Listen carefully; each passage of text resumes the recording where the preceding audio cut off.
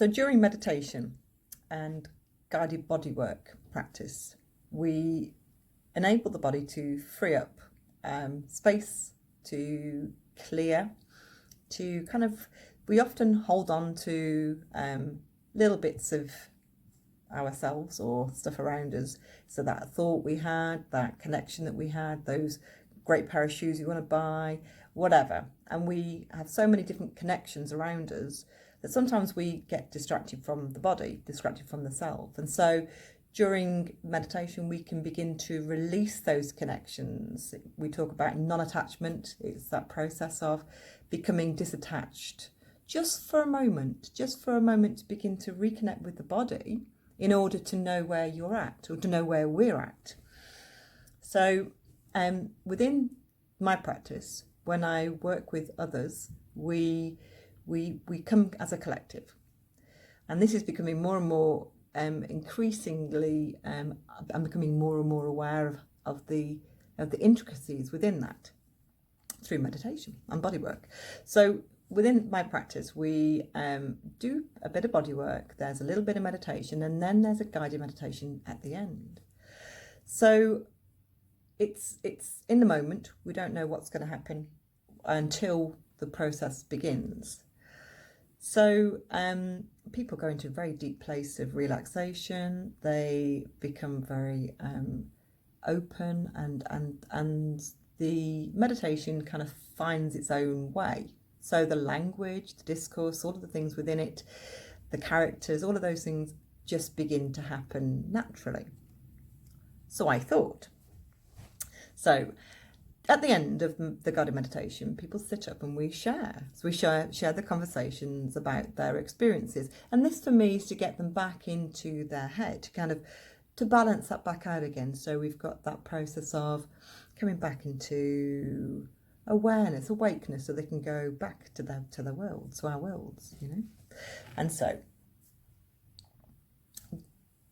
I've last night we had a new lady who came into the space, and she came with her own story. So as everybody does. So during meditation, the meditation is beginning, the guided meditation is beginning, the imagery comes up from who she is. So, okay, I need to step back. So there is a part within meditation where everybody who comes into the space brings their own palette, their own story, that then gets kind of shared and mixed in, and it enables a language structure to come into play, and a structure of words that then begins to shape within everybody's tapestry, everybody's weaving together of their consciousness. I know, it sounds really weird, doesn't it? So what happens is that there's a blending that goes on, and a collective meditation. So the lady that came in last night brought in a whole new thing. So we were on dragons and flying through this great landscape, and it was just beautiful. So I was able to hear her and be able to bring that into play, or bring whatever she brought into that palette. So we've got a great image. It was wonderful. It was really wonderful. So when everyone sits up and we talk about it, everybody's seeing this piece of work. So I asked her, so what was your experience? And she says to me, well, I remember when I was 18, and I used to play this game, and what you described was this game. And I was like, okay. And she said the cat, it was a griffin. I had no idea. I was like, it's like a dragon thing. I saw this image. I had no idea what it was. And so she said it's like a griffin. She said it was, you know, the landscape that you described, the way that the griffin flew with somebody on its back, was all part of this game that she used to play, and she used to play it regularly. So I'm like, oh my goodness, this is really interesting. So I take a step back, and I know that I'm aware that we all work together. At some level, there is a unity that comes in when a group comes into a collective. So that weaving happens. But then we get this beautiful palette that comes in. So Carl Jung's idea of that kind of connection that we have within our consciousness, that is a collective, that everybody is kind of dreaming into that new vibration, that new palette that we can draw from, is really beginning to become real. And I find it very interesting. Joseph Campbell spoke about it as well in those symbols, those aspects of imagery that begin to take shape.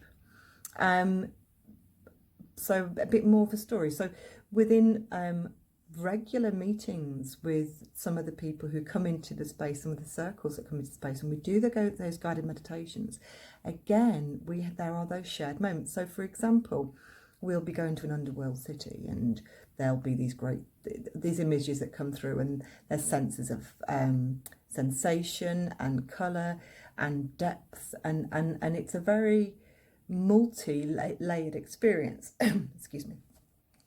So when we're in those spaces, and I say, because it's very shamanic based, because I'm talking about maps and landscapes and these inner worlds that we can work within, and I say to people, right, you can go and collect these things, or we're going to go to this place, we're going to get this treasure, and blah, blah, blah, blah, and it's a little bit of soul retrieval, a little bit of energy retrieval. And so often people bring back either the same item or something very similar. And again, they are very traditional. So even though I may be taking them to a certain place in the world, they will be picking up something that is quite traditional from that landscape. And I say traditional, something that we would be all aware of. And yes, okay, that could just be sitting in their database somewhere. But I don't know, I'm unsure about that now because of last night's experience, because of it being so accurate that this is a part of her, this lady's memory, this person's real experience. That experience for me has created a very new perspective, and I really wanted to share that. So thank you for listening.